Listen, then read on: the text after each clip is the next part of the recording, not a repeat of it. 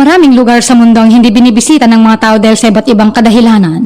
Isa sa mga dahilan ay ang patuloy na kaguluhan at digmaan na nagaganap sa ilang mga rehiyon. May mga lugar din na kinakatakutan ng mga tao dahil sa mataas na antas ng kriminalidad at alitan.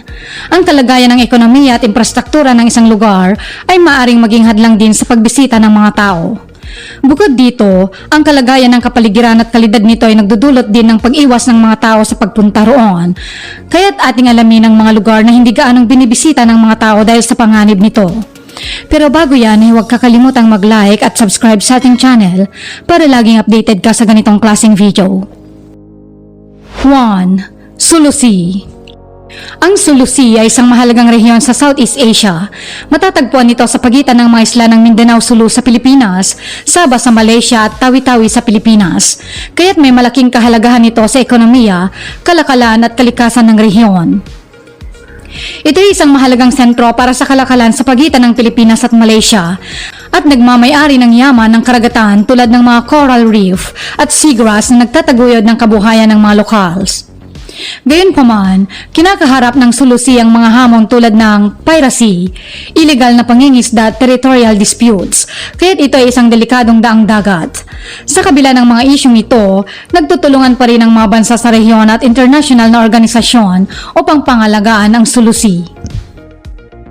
2. Aleppo, Syria.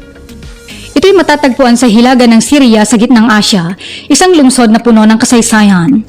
Isa sa pinakamatandang lungsod sa buong mundo na mayaman sa kultura, kasaysayan at arkitektura. Subalit sa mga nakaraang dekada, nasira ang kanyang kagandahan dahil sa mapanirang digmaang sibil sa Syria. Noong mga unang taon ng 2010, ang marahas na labanang nagaganap sa pagitan ng pwersa ng pamahalaan at mga rebeldeng grupo ay nagdulot ng pinsalang malubha sa infrastruktura, mga tahanan at lokal na ekonomiya ng lungsod. Maraming residente ang napilitang lumikas upang maghanap ng kaligtasan sa ibang lugar. Bagamat may mga pagsisikap na isinasagawa upang ayusin muli ang Aleppo at ibalik ang dating kasaysayan nito, patuloy pa rin ang epekto ng digmaan sa mga komunidad ng buong Syria. 3. Mogadishu, Somalia. Sa Mogadishu, ang kabisera ng pinakamalaking lungsod sa Somalia ay matatagpuan sa baybayin ng silangang bahagi ng Afrika at ang karagatang Indian. Mayaman ang kasaysayan nito at ito ay isang mahalagang bahagi ng kultura at ekonomiya ng bansa. Sa kabila ng makulay na nakaraan, dumaranas ng matinding kaguluhan ang Mogadishu sa mga nakaraang dekada na tanda ng mga tunggalian at mga problemang pangseguridad. Dahil dito, maraming pinsalang naranasan ng infrastruktura, ekonomiya at kalakalan ng lungsod na nagdulot sa pagtuturing dito bilang isang failed state na may mahinang pamahalaan. Gayunpaman, may mga hakbang na ginagawa upang ibalik ang kapayapaan at pag-asa sa Mogadishu at sa buong Somalia. Patuloy na nagtutulungan ng lokal at international na komunidad upang itaguyod ang katiwasayan, pag-unlad at pagpapalakas sa pamahalaan ng Somalia. 4. Juarez, Mexico. Sa hilagang bahagi ng bansang Mexico, matatagpuan ang Juarez, na mas kilala bilang Ciudad Juarez. Ito ay isang malaking lungsod na malapit sa border crossing ng Texas sa US. Kilala ito sa kanyang malalim na kasaysayan at koneksyon sa industrialisasyon. Bagamat may mga positibong aspeto, kilala rin ito sa international na balita dahil sa mataas na krimen at karahasan. Isa ito sa pinakamahigpit na lugar sa Mexico pagdating sa droga, krimen at karahasan. Sa kabila ng mga problemang ito ay patuloy ang pagsisikap ng pamahalaan ng Mexico na mapabuti ang kalagayan sa Ciudad Juarez, lalo na sa aspeto ng seguridad. May mga hakbang na rin na ginagawa upang palakasin ang ekonomiya at kabuhayan ng mga residente. 5. Chernobyl, Ukraine. Ang Ukraine ay kilala sa buong mundo dahil sa trahedya sa Chernobyl Nuclear Power Plant noong Abril 26, 1986.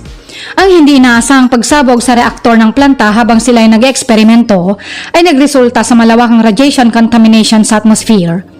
Ito ang isa sa mga pinakamalalang aksidente sa kasaysayan ng nuclear power generation.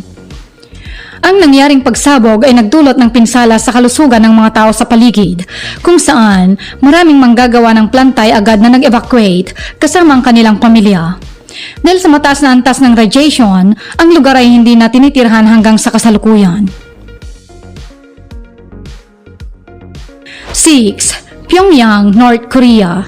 Sa Pyongyang, ang kabisera ng North Korea ay mahigpit na kontrolado ng gobyerno ang pagpasok at pag-alis ng mga tao. Ang mga turista ay kailangang sumunod sa mga lituntunin at limitasyon na itinakda ng pamahalaan. Ang kalayaan sa paglalakbay ng mga dayuhan sa Pyongyang ay limitado at kinakailangang sumunod sa mga patakaran ng gobyerno. May mga lugar sa North Korea na hindi maaaring pasukin ng mga tao at maraming sikretong lugar na hindi kilala sa karamihan. Sa bansang ito ay makikita ang maraming propaganda materials ukol kay Kim Jong-un at hindi maaaring magpahayag ng negatibong opinyon tungkol sa gobyerno dahil maaaring magkaroon ng malalang parusa. Ang komunikasyon sa labas ng bansa ay limitado at ang mga dayuhan ay hindi pinapayagang magdala ng mga internet connecting devices. Ang mga turistang bumibisita sa Pyongyang ay palaging binabantayan ng mga opisyal ng gobyerno at kailangang dumaan sa mahigpit na screening at visa application. 7. Fukushima, Japan. Ang trahedyang Fukushima sa Hapon noong March 2011 ay may malawakang atensyon dahil sa isang malupit na aksidenteng nuklear na dulot ng isang malakas na lindol at tsunami na nagdulot ng pinsalang lubos sa buong Fukushima Daiichi Nuclear Power Plant. Ito'y nagdulot ng malaking panganib sa mga tao, lalo na sa mga nagtatrabaho sa planta at itinuturing na isa sa pinakamapangwasak na nuklear na kalamidad sa kasaysayan.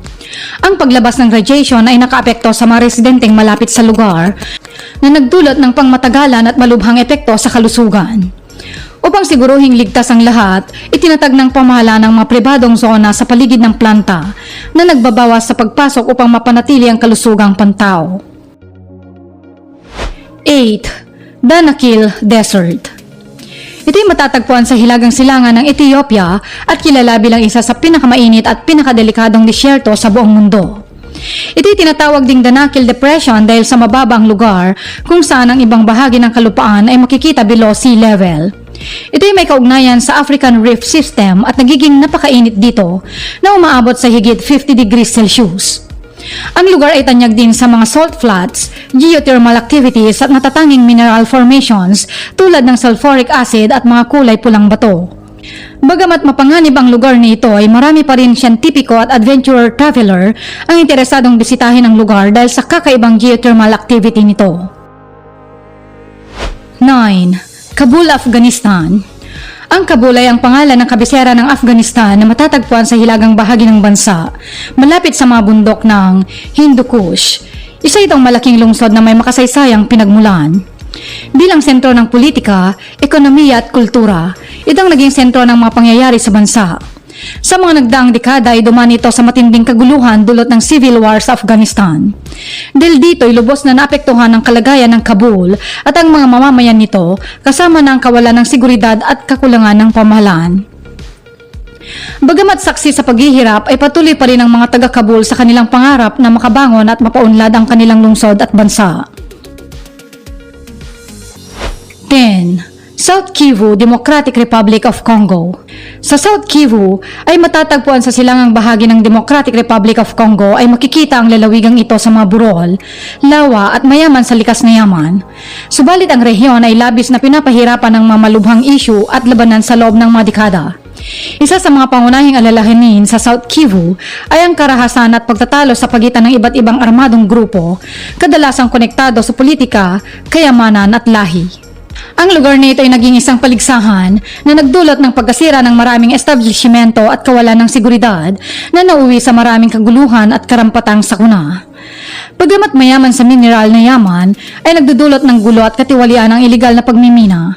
Bukod dito, kinakaharap ng South Kivu ang mga paglabag sa karapatang pantao tulad ng pang-aabuso sa kababaihan at pangmamaliit.